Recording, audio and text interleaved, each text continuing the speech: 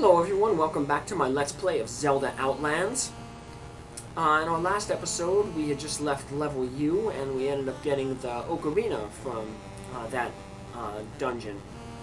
With the Ocarina, we can now head to Dungeon T, which is going to be in the Graveyard of Serenity, as Zelda told us when she gave us the Ocarina.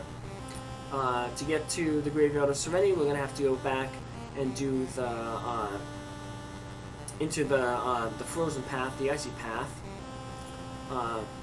But before we head there, as you can see, we ended up getting the magical boomerang. Now a boomerang flies a little bit faster and can fly all the way across the screen. It gives us a little bit of extra length to take out some different enemies. But before we head to the icy path, we're going to make a quick little detour. Because the Ocarina, in addition to opening up Dungeon T, it'll also open up a secret passage that'll get us our first heart container. So we're just going to head to this suspicious-looking room here. We blow our Ocarina, and a staircase will appear. We head down it, and we will get our fourth heart container. There we go. Alrighty, so now it's time for us to head toward the Graveyard of Serenity. And the graveyard, much like level 6 in the second quest, in order to get the entrance to the dungeon to appear, we're going to have to blow the Ocarina, and it's going to cause one of the tombstones to disappear. One of the good things is once we get to level T, we're finally going to be able to get our sword, so yay! However, even though we're going to have our sword, we still won't be able to really defeat a lot of the dungeons yet. As I mentioned in a previous video, a lot of the boss monsters in the dungeons, the ones that we've been going to, are very, very difficult to defeat. So we're just going to have to hold them off for a little bit until we get some better equipment, such as the white sword, the blue tunic, and a few more hearts under our belt. So head to this screen here, pull out our Ocarina, give it a 2, and we head on into level T. And we're greeted right with a manhandler monster right off the bat. Alright, picked up some bombs there. Bombs will be useful because we're going to have to deal with a few wizrobes coming up. And since we don't have the sword, of course, we're going to have to find some other way to defeat them. Luckily, they're only the orange wizrobes, and they can be taken out with one bomb, so let's just hold on. One of the good things, too, is that wizard just dropped a bomb. The orange wizards can drop bombs, so using your bombs should allow you to replenish them anyway, so don't be afraid to use your bombs. Here we have Paul's Voice's pal swaps with the Buyers. I'm going to take them out with bombs. Otherwise, they'll split into smaller bad enemies with P-hats. Sprites, and we'll just have to fight them again. So now, in addition to the sword that we're about to get in the next room, once we open this door, we'll see Zelda. She'll give us some clue, and our sword. Blue will cure the touch of orange. But we also want to do a little bit more exploration in this dungeon because we want to pick up the raft. The raft is also available in this dungeon, and we're definitely going to need that to start finding some of those power-ups that I said we're going to need. The raft will open up, like it did in the first quest, a section that will lead us to where we can get the bow, the arrow. It's going to be in the same places in the first quest, and the magical shield and the white sword.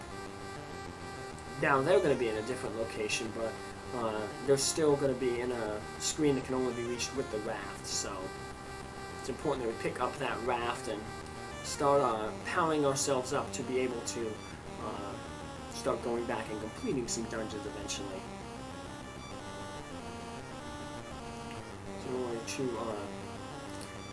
try to avoid these red bubbles, as Zelda said earlier, blue cures the touch of orange, but touching a blue bubble isn't the only way to cure the curse of the orange bubble, which takes away your sword permanently, unless you can fulfill one of 4 conditions. The obvious one is touching the blue bubble. That's going to be the one that's going to be used most because red bubbles are only found in dungeons, and there's always usually going to be a room with blue bubbles in them as well. So the most time-efficient way and cost-efficient way is to just find a room with the blue bubble and take it out. The second way is if you pick up Tetrarch Fairy, which is basically a Triforce piece. Picking one of them up will give you back your sword function as well. That can potentially be used if you get hit by a red bubble and the fairy is very close by. Another way is if you can drink a medicine. That's obviously not very cost effective, and you can only carry at most 2 uses of medicine into a dungeon, so not going to really be useful for the most part. And the final way, which actually we're going to have to do in this instance, is go to a fairy spring, and the fairy, when it heals you up, will take away the curse as well. So there's the raft, but hidden ladder appeared, so rather than run right over to the raft, just wait a little bit and then avoid that staircase that appears. If it does appear and you get pulled into it like I did, just walk back out the staircase. So now we've got all we need out of this dungeon here. Unfortunately, we can't use our sword, even though we did get the sword because we ran into an orange bubble. Let's see if these guys drop. Nope. I'm just checking to see if there's sometimes an item will appear if you defeat all the enemies in a room. Just going to try to group a whole bunch of these guys together to see if we can get a bomb drop. And we did. Woohoo. Oh, we got 2 bomb drops. That was lucky. And now we're just going to exit. We'll just go out through walk out the wall on the bottom here. And we are back onto the overworld. Now we've got to make sure we find that fairy pond, because we can't use our sword yet. And there's no blue bubbles, obviously, on the overworld. And we don't have Begu's letter to buy medicine, so basically our only option is to get a fairy healing pond. Now, I just used the ocarina there a few times. Unfortunately, because we don't have any Tetrarch fairies, we can't use the ocarina as a warp to summon that warp whirlwind. That option only appears after you rescue a fairy. So, and depending on which fairy you rescue from which dungeon determines the drop-off point for where that whirlwind will take you. So let's head back down to this fairy by level U. We've been getting a lot of use out of, because it's so conveniently located right outside this dungeon. And now it's time for us to use our sword to do some rupee farming. So as you can see, I just off-screen farming all these rupees. I have 245 rupees, and that's going to help me buy several items. We're going to buy the blue candle. We're going to need that to eventually get into another dungeon later. And we're also going to use the money to pick up a magical shield and the bow and the arrow. So a lot of shopping to do. Like in the first quest, I just basically off-screened all that rupee farming because not very fun to watch. So let's pick up our blue lantern. And now we're going to use another item that we picked up recently, the raft, to cross the little river up here. And that'll take us to another part of the world map where we can pick up the bow, the arrow, which is located in the same spot as in the last quest. But we won't be able to pick up the white sword. We'll go to the white sword shop and we'll buy the magic shield there.